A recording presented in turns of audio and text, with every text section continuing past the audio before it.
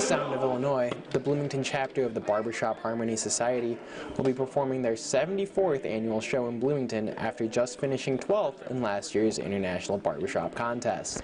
The Sound of Illinois is an a cappella chorus here in Bloomington Normal, and we're about 100 and I think it's 115 members.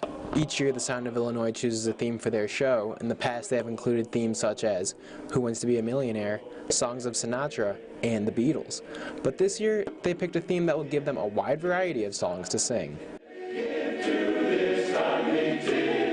The theme of this year's show is Get Your Kicks on Route 66. So we're doing some music that will take us from Chicago, my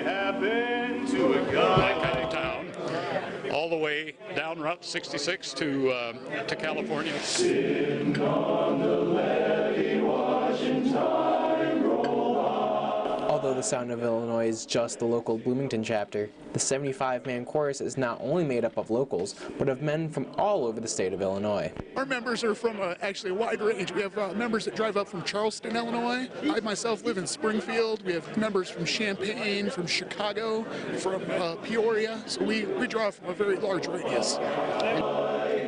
Mammy sings to baby a soft, sweet lullaby.